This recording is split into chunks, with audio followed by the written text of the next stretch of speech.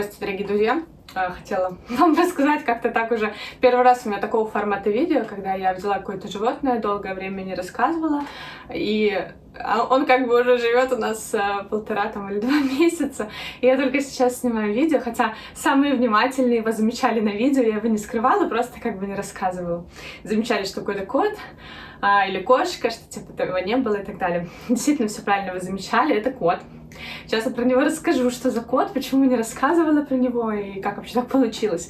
В общем, Тео — это кот, которого я бронировала с самого начала. То есть, когда умер лорд, практически первый же день у меня там очень тяжелые состояния были, и я сразу написала его заводчице, что вот так-то случилось у меня. И как бы мне там тяжело не было, я понимаю, что все равно буду искать кота, потому что у меня много кошек. И, типа, если у меня будут какие-то котята, подходящие мне именно по генетике, внешние и так далее, потому что, естественно, как-то хотела рыжего, там, в эти моменты голубоглазого или разноглазого, чтобы он мне написал. Вот. Ну, и она мне сразу написала, что у нее есть котенок, сейчас один. Он живет у ее подруги, потому что, ну, так бывает у заводчиков, у которых много кошек, очень много котят рождается, что они там просто дают понянькаться. Ну, грубо говоря, то есть котенок как встает на питание, там, например, в 1,5 месяца, то она там его забирает и нянькается, выращивает, и там потом в 4 месяца отправляет уже конечному покупателю. Есть люди, которые реально любят именно только котят. То есть они не хотят заниматься с большими кошками, не хотят, чтобы взрослые жили, а вот с котятами им нравится играться, воспитывать и все дела. Вот. И Тео был именно такой вариант. То есть она сразу сказала: вот тебе, говорит, аккаунт подруги, понаблюдай за ним, посмотри. Я, говорит, его еще не продаю, но типа как открою на него продажу, я тебе напишу. И я наблюдала за Тео все это время. Мне он, конечно, сразу понравился. Тео у нас полидактный кот, у него полидактия, то есть большое количество пальцев на всех лапах. Он голубоглазый, он красный, но как бы все, как я люблю. И я его забронировала еще, когда ему было, получается, 1,5 месяца, совсем маленьким был. И ждала, собственно, наблюдала за ним, ну, все как обычно. И настало время, когда ему нужно было приехать, но на тот момент ему было уже 5 месяцев, потому что просто мне так было удобнее, мне попозже его принять, там, не в 4 месяца. Мне не было принципиально выращивать там прямо с котенка, взять в 3 месяца, там, все такое. А я хотела чуть попозже, то есть 4-5 месяцев взять. И то есть всех это все устраивало. И вот, наконец-то, был день, я его встретила, очень ждала его, но, собственно, предыстория к бегемоту, к черному коту. Черный кот, он появился случайно. Он не должен был появиться. А приехал Тео, и как бы все вроде нормально, только такой момент, что я вижу, что как-то странно он ставит ноги. И, естественно, сразу об этом написала заводчица, ну, мы в хороших отношениях, и тут отдельно вообще просто хочу сказать про адекватность заводчика, потому что, ну, я знаю много случаев, когда заводчики себя ведут неадекватно, просто абсолютно неадекватно, блочат там, не общаются, хотя есть какие-то косяки. Вот, я, в общем, написала сразу, что посмотри, говорю, на ноги, говорю, есть какой-то момент, мне не очень нравится, как он ставит ногу. Она, естественно, сказала: да, давай понаблюдаем. На связи я его отвезла там к нескольким врачам, к нескольким ортопедам, к 3. Мы сделали ему снимок, каждый ортопед говорил разное, но суть в том, что действительно... Вы понимаете, да? Сейчас пойдем к тому, почему все-таки я его оставила. Есть определенные моменты по ногам, которые могут исправиться, а могут не исправиться. А кот брался в разведение на выставке, то есть он должен быть идеальным. Естественно, он брался за стоимость выставочную, как в разведении, не как в домашку. То есть если домашка, вопросов как бы нет. А когда вы платите там зачастую в несколько раз больше за то, что кот в разведении идет, это другой разговор. Ну и получилось так, что стала такая ситуация, что на выставке он точно не пойдет, а в разведении под вопросом, потому что, ну, может быть, там можно будет проверить на кошке, передаст он это, или это именно в какой-то момент в взращивании котенка пошел не так, поэтому там ногу он одну неправильно ставит. Тут как бы, может быть, я буду проверять, может быть, не буду проверять. Ну и, естественно, когда я все это отправила, заводчик очень нормально отреагировал, сказал, ее устроит любой вариант решения этого вопроса. Либо я возвращаю кота, либо она там возвращает деньги, либо другого кота, и, короче, все такое.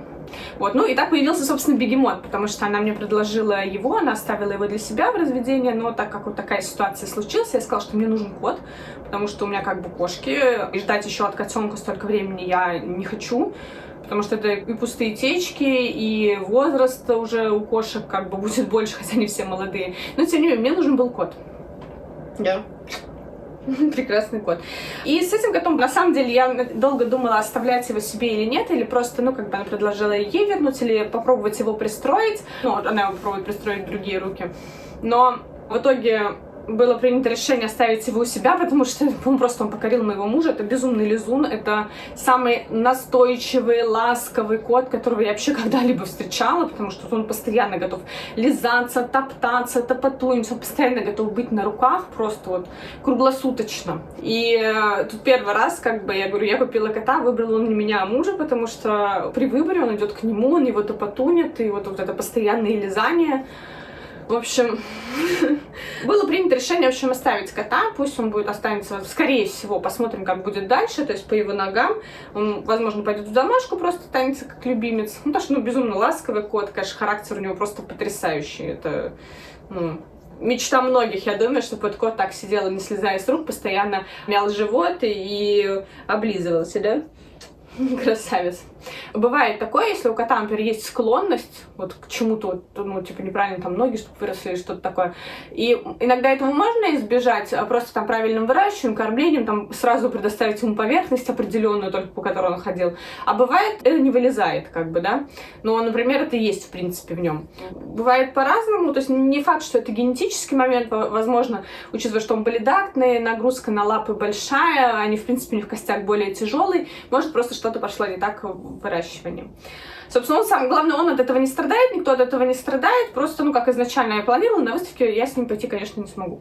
Но не факт, что он будет там давать таких детей, и не факт, что я буду пробовать делать у кошек с ним детей, да. Так он безумно красивый, я безумно люблю голубоглазых, он чисто голубоглазый, говорю, полидактия, все как мне нравится, красивый, очень хороший кот. Ну, в общем, вот такая история его появления. И говорю, из-за того, что я очень долго действительно думала, оставлять или нет, потому что вроде как, зачем мне домашний кот еще один, просто вот, чтобы домашку. Как-то вот он настолько покорил меня, мужа, Алису, что, было принято решение его оставить. Поэтому его зовут Тео. Придется любить, но его невозможно не любить. Вот. И он тоже второй кот в нашей семье, то есть у нас Бегемот и Тео. Живут сейчас вместе. Бегемот постарше, Тео помладше. И из-за того, что Бегемот, он огромный, то есть он реально огромных размеров, Тео выглядит просто каким-то котенком. Хотя просто Бегемот слишком большой, а Тео вполне со стандартных куновских размеров. Как лорд у меня был, хотя он тоже мне казался большим. Но после того, как я увидела Бегемота, я вообще такая, ничего себе. И говоря про Тео, как раз очень вовремя рассказать про наш витаминный проактив, про который я постоянно рассказываю. Это добавка для суставов. Он сейчас на ней, да, потому что суставы, его сейчас, когда я вижу такую ситуацию, надо поддержать. Поэтому именно ему, вот я сейчас, других котов сейчас этого нет, потому что просто у них на очереди другие витамины. Ему я добавляю, прям отдельно даю там мясушко, обсыпаю и даю. Поэтому обязательно поддерживайте суставы своих кошек и собак. Это для кошек и собак. Подходит по весу, рассчитывается. Это именно не кальций, это хондроитин. Он обладает еще к тому же и обезболивающим действием. И поддерживает суставы. Для пожилых это прям вообще самая та история. То есть прям очень многие люди в комментариях к Озону и Wildberries пишут о том, что прям очень сильно увидели эффект и у пожилых кошек, которые меньше активничали, прям и активность выросла, и все.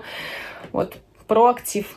Ссылочку на маркетплейсе я оставляю в описании.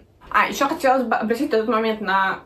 Ни в коем случае сейчас не надо никого хейтить, там, что что-то не так, там, заводчики такие. Заводчица повела себя просто потрясающим образом. Это первое. Как такое можно было не заметить? Очень просто. Потому что кот был у нее до 1,5 месяца, дальше он выращивался у ее подруги. И все видео, которые она ей присылала, и мне, я их видела тоже там на других ресурсах, они все были спереди. То есть просто не было реально видно неопытному человеку, то есть если у меня друзья приезжают и спрашивают, что не так, они не замечают этого.